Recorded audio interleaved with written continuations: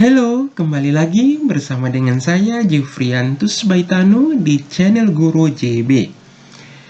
Di video pembelajaran kita kali ini, kita akan belajar mata pelajaran akuntansi keuangan kelas 11. Materi yang akan saya ajarkan pada kesempatan ini adalah akuntansi kas, submateri rekonsiliasi bank.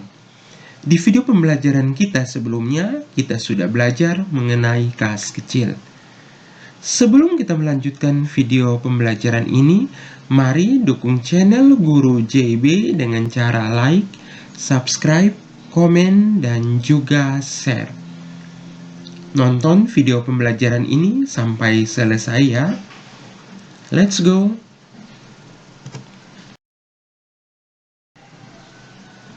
Pada umumnya, perusahaan-perusahaan uangnya disimpan di bank demi keamanan dan melakukan pembayaran dengan menggunakan cek, kecuali pengeluaran-pengeluaran dalam jumlah kecil. Dalam hal ini, perusahaan membuka rekening bank untuk mencatat setiap terjadi penyetoran ke bank, pengambilan dan pembayaran dengan cek. Saldo rekening bank menunjukkan jumlah uang perusahaan yang disimpan di bank dalam bentuk giro atau rekening koran, maka dicatat di sisi debit oleh perusahaan. Pihak bank juga mencatat tentang utang rekening koran dengan setiap nasabahnya. Saldo utang rekening koran menunjukkan jumlah uang nasabah yang terutang oleh bank, maka dicatat di kredit oleh bank. Secara teoritis, saldo rekening bank di perusahaan dan utang rekening koran di bank harus selalu sama. Tetapi dalam kenyataannya, dalam prakteknya, tidak selalu demikian atau adanya perbedaan saldo menurut catatan bank juga perusahaan. Rekonsiliasi artinya sebuah analisis pencatatan informasi atas perbedaan jumlah saldo antara rekening koran dengan saldo kas perusahaan.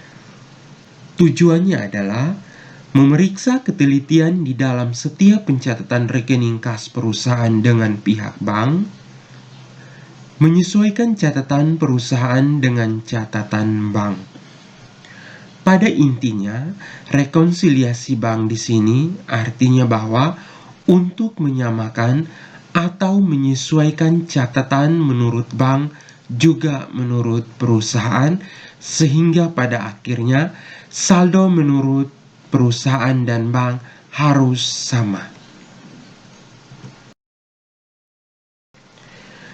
Penyebab terjadinya perbedaan saldo. Ketidaksamaan antara saldo buku rekening bank di perusahaan dengan saldo bank menurut rekening koran yang dibuat oleh bank disebabkan oleh beberapa faktor. Kita lihat yang pertama, transaksi yang mempengaruhi saldo rekening koran. Ada beberapa faktor penyebab. Yang pertama, simpanan atau setoran dalam proses deposit in transit, yang berarti simpanan yang dilakukan oleh perusahaan biasanya pada akhir bulan, tetapi bank belum mencatatnya, baru dicatat pada awal bulan berikutnya. Sehingga sudah dipastikan deposit in transit ini akan menyebabkan perbedaan catatan menurut bank dan juga menurut perusahaan. Pada saat rekonsiliasi, bank harus mencatat transaksi deposit in transit dengan sifat menambah. Yang kedua, cek dalam peredaran atau outstanding check. Artinya, cek yang telah dikeluarkan perusahaan tetapi oleh pemegang belum diuangkan ke bank, sehingga pengeluaran tersebut belum dicatat oleh pihak bank. Yang berarti, cek dalam peredaran ini sudah dicatat oleh pihak perusahaan di jurnal kas keluar mengurangi. Tetapi sampai dengan akhir bulan juga, si pemegang cek belum menguangkan uang yang ada di dalam cek tersebut. Sehingga pada saat rekonsiliasi bank, pihak bank harus mencatat transaksi cek dalam peredaran dengan sifat mengurangi. Yang ketiga, uang tunai yang tidak atau belum disetorkan ke bank. Sangat jelas karena uang tunai tersebut belum disetorkan ke bank, maka bank belum mencatat atas transaksi tersebut. Sehingga pada saat rekonsiliasi, bank harus mencatat transaksi tersebut dengan sifat menambah. Yang terakhir, kesalahan pencatatan yang dilakukan oleh bank sifatnya bisa menambah, bisa juga berkurang, tergantung dari kasus yang terjadi. Yang kedua, transaksi yang mempengaruhi saldo kas perusahaan. Ada beberapa faktor penyebab. Yang pertama, inkaso. Inkaso artinya penagihan yang dilakukan oleh bank, yang berarti penagihan piutang atau wesel atas nama perusahaan oleh pihak bank, tetapi belum dilaporkan kepada pihak perusahaan. Sehingga pada saat rekonsiliasi, pihak perusahaan harus mencatat transaksi inkaso atau penagihan oleh bank dengan sifat bertambah. Yang kedua, cek kosong atau tidak cukup dana. Artinya, cek yang diterima perusahaan kemudian didepositkan ke bank, akan tetapi oleh bank dikembalikan karena tidak cukup dana atau kosong. Sehingga pihak perusahaan yang tadinya sudah mencatat di dalam jurnal penerimaan kas dengan sifat menambah, harus kembali mencatatnya dengan sifat mengurangi karena cek tersebut ternyata kosong atau tidak cukup dana. Yang ketiga, biaya administrasi. Biaya administrasi dan juga poin keempat, jasa giro, adalah biaya dan jasa yang diberikan oleh pihak bank kepada nasabahnya, termasuk kepada perusahaan. Biaya administrasi sifatnya mengurangi dan jasa giro sifatnya menambah saldo kas. Sehingga pada saat rekonsiliasi, pihak perusahaan mencatat biaya administrasi dengan sifat mengurangi dan jasa giro dengan sifat menambah. Yang terakhir, kesalahan pencatatan juga bisa bertambah, bisa mengurangi, tergantung dari kasus yang dihadapi. Pada intinya, di dalam menyelesaikan rekonsiliasi bank, kita harus menguasai transaksi-transaksi atau penyebab terjadinya perbedaan saldo, baik menurut perusahaan maupun menurut pihak bank. Untuk rekonsiliasi ada dua bentuk. Yang pertama ada skontro atau account form dan stafel atau report form. Berhubungan dengan bentuk rekonsiliasi bank, baik itu skontro maupun stafel, model formatnya bisa dilihat di dalam slide ini. Bentuk skontro bentuknya berdampingan atau menyamping atau berpasangan. Sedangkan bentuk stafel bentuknya bersusun ke bawah. Bentuk rekonsiliasi bank ini biasanya disesuaikan dengan kebutuhan perusahaan, mau menggunakan yang skontro atau yang stafel, tapi pada intinya tujuannya sama, yaitu untuk menyamakan atau menyesuaikan catatan menurut bank dan juga perusahaan. Oke, di sini ada beberapa contoh transaksi rekonsiliasi bank. Saldo rekening Bank Permata di PT Aji Jaya pada tanggal 31 Januari 2023 sebesar Rp52.750.000. Sedangkan saldo menurut rekening koran Rp63.500.000. Setelah diadakan pemeriksaan, perbedaan tersebut disebabkan oleh transaksi berikut. Yang pertama, 3 lembar cek berjumlah Rp24.375.000 yang telah dikeluarkan oleh PT Aji Jaya ternyata belum ditukarkan oleh penerima cek. 2. Setoran dari langganan melalui bank 6.975.000, Bank Permata baru memberitahu kepada PT Aji Jaya bersama rekening koran. 3. Setoran pada 31 Januari 2023 6 juta rupiah belum dibukukan oleh bank.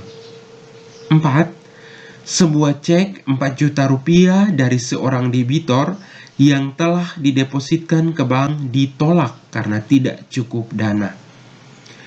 5. Cek nomor 140592 oleh PT Abdi Jaya sebesar Rp7.500.000 telah disalah bukukan oleh Bank Permata ke dalam rekening PT Aji Jaya. 6.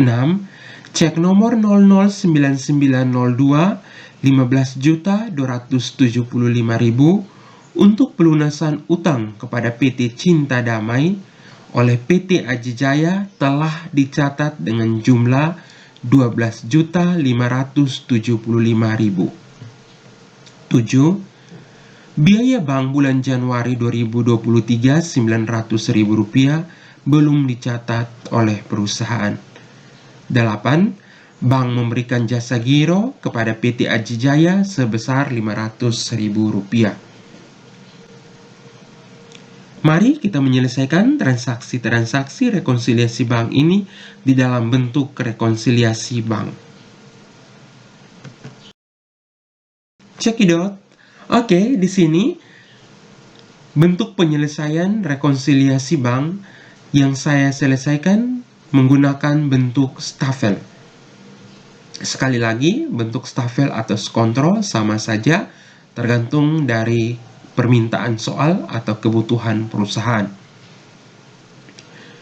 Kita lihat penyelesaiannya. PT Aji Jaya rekonsiliasi bank periode 31 Januari 2023. Yang pertama, A. Saldo kas menurut perusahaan sebesar Rp52.750.000 akan ditambah dengan penerimaan tagihan oleh bank transaksi kedua sebesar Rp6.875.000, juga jasa giro transaksi ke-8 Rp500.000. Jumlahnya Rp7.475.000 ditambahkan dengan saldo kas menurut perusahaan Rp60.225.000 dikurangi dengan cek kosong transaksi keempat Rp4 juta, kesalahan pencatatan transaksi ke-6 Rp2.700.000, biaya administrasi bank transaksi ke-7 Rp900.000, sehingga saldo kas menurut catatan perusahaan setelah rekonsiliasi berjumlah Rp52.625.000. B. Saldo kas menurut rekening koran Rp63.600.000 akan ditambah dengan setoran dalam proses transaksi ketiga Rp6 juta, koreksi kesalahan transaksi kelima Rp7.500.000 dengan jumlah Rp3.500.000 ditambah dengan saldo kas menurut rekening koran sehingga jumlahnya menjadi Rp77 juta yang akan dikurangi dengan cek dalam peredaran transaksi pertama sebesar Rp24.375.000. Saldo rekening koran menurut catatan rekening koran atau pihak bank setelah rekonsiliasi berjumlah Rp50.625.000. Nah, kita lihat di dalam slide ini, sebelum rekonsiliasi, catatan menurut perusahaan Rp52.750.000, sedangkan menurut rekening koran atau pihak bank Rp63.600.000. Dan ada beberapa penyebab terjadinya perbedaan, sehingga setelah rekonsiliasi, saldo kas menurut catatan perusahaan dan juga menurut bank nilainya sama, yaitu sebesar Rp52.625.000. Bagaimana teman-teman? Gampang kan? Sangat mudah. Kuncinya adalah kita mengetahui penyebab-penyebab transaksi yang dapat menyebabkan perbedaan saldo menurut bank dan juga menurut perusahaan.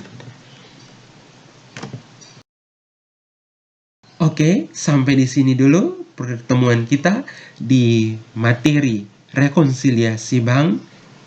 Kita akan bertemu lagi di video-video pembelajaran selanjutnya.